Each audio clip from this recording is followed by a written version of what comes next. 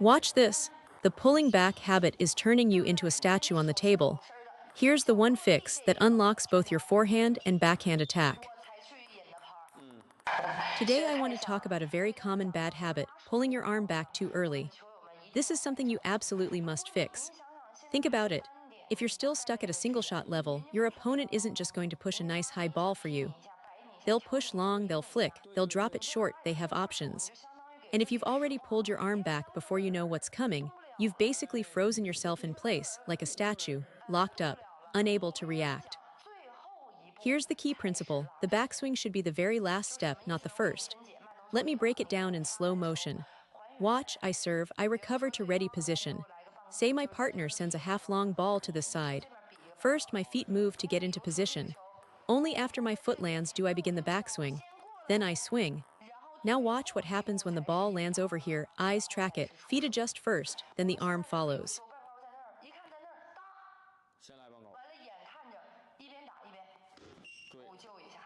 Next, so how should we actually handle this? Watch what I do with a half-long ball. First, I eliminate the urge to pull back right away. If you start by pulling your racket back, your eyes lock onto the ball but your body is frozen, you can only reach awkwardly like this. Instead, keep your racket in front of your body. Read the ball first. Let your feet carry you into position. Watch my footwork here, my foot arrives at the right spot, and only then does my arm begin the backswing. That's the correct sequence. Eyes red, feet move, then hands prepare.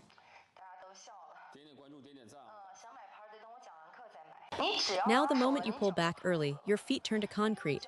Why do your feet never move? Because the instant you see the ball, you're already winding up your arm. The backhand side works exactly the same way. Watch, my partner pushes one to my backhand. Same problem, same fix. Think of it like throwing a punch. If you wind up your fist way in advance, the other person has already dodged by the time you swing. You have to close the distance first, then strike. Same principle here.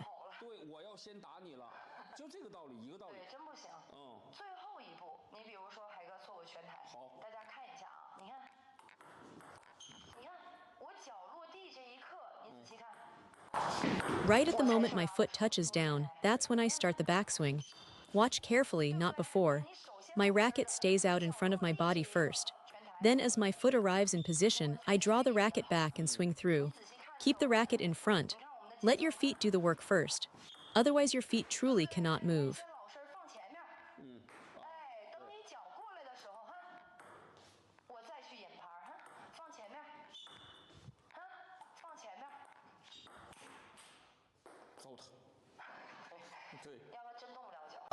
Then normally you should be taking one step, maybe two steps to reach the ball. But when you pull back early, watch what happens, your spacing is completely off. You're either jammed too close or reaching too far. The step count might look the same, but the timing is wrong. You end up cramped, or you're lunging, or the ball drops past you, or it flies off the end. Every one of those errors, getting jammed, whiffing, hitting the net, overshooting, comes back to the same root cause. Your hand moved before your feet. Fix the sequence, and the spacing problems solve themselves.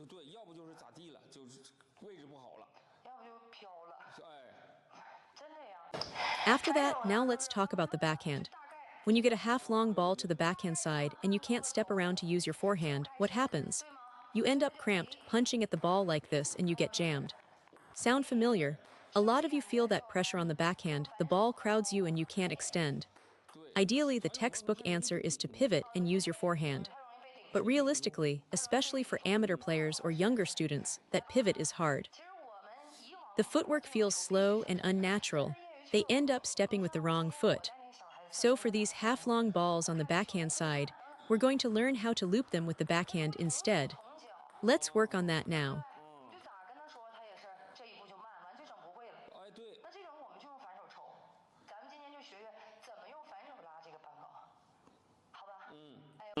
Moving on, for a backhand half-long ball, there are two basic approaches. One is to punch or flick it flat like this. But the biggest problem with that flat contact is the ball dumps into the net. It happens constantly, even to advanced players. So instead, we need to loop it. And the key is to loop it out in front of your body. A lot of you struggle with the backhand half-long ball because you swing out to the side. When you sweep sideways, you get jammed, the ball crowds you. Now for the footwork on this ball. Do you wait for it, or do you step in? That's an important question. With a half-long ball to the backhand, should I hold my ground or move forward?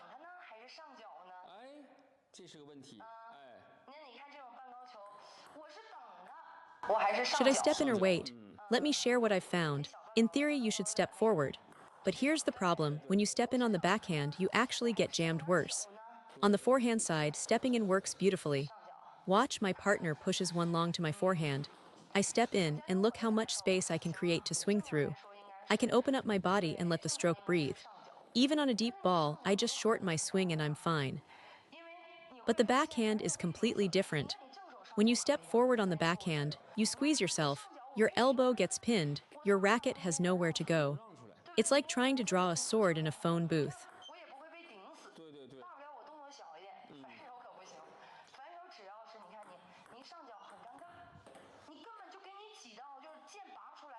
You get jammed and there's no room to swing.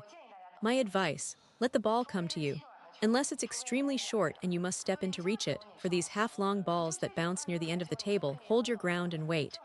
The timing actually works better, you can read the spin and set up your stroke. Really short balls, yes, you step in. But anything half-long, you can wait it out.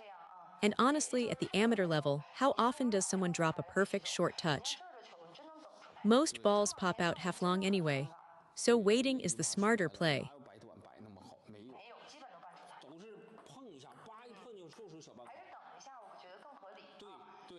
Next, let me show you from this angle. My partner pushes to start the rally. Now the second question. Once you've let the ball come to you, how do you actually loop it? My partner feeds me some balls. On this half-long backhand ball, do not open your racket face and slam into the ball. That's the mistake I see all the time, opening the face and just punching through. Instead, you need to brush.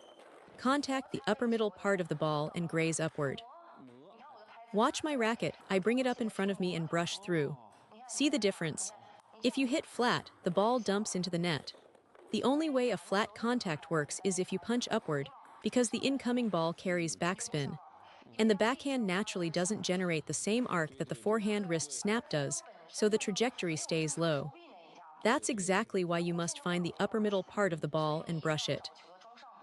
Do not try to catch the back of the ball. Brushing straight behind it sends it long. Now just bring your racket up and find the upper middle part of the ball, same principle I explained for the forehand loop. On the forehand, you contact the back of the ball. On the backhand, you find the upper middle surface and add friction. Then your forearm rotates outward, that external rotation is where the power comes from. Watch, as the ball arrives I read it, then brush through. Even with a penhold grip, the same idea applies. On those half-high balls, if you hit flat, you'll miss every time. But once you commit to brushing, finding the upper middle contact and grinding through, the consistency jumps immediately. The moment you start swinging and flicking instead of brushing, errors creep back in. Always friction. Always brush, that's the fix.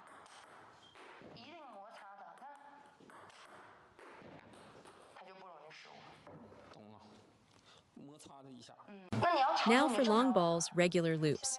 But those soft, half-high balls that pop up when your opponent makes a weak receive, do not drop your racket low and loop from underneath. My partner pushes one soft, floating. If you pull down and loop it like a backspin ball, it flies long every time. I know you felt that. Instead, on these soft, floaty returns, use what I just taught you. Keep the racket up, small compact stroke, brush through the upper middle part. You don't need big power. A controlled brush like this is plenty. Much more consistent.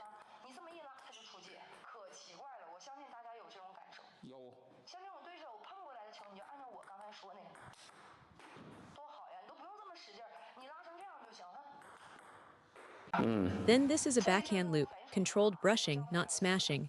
Don't overthink this as some special technique.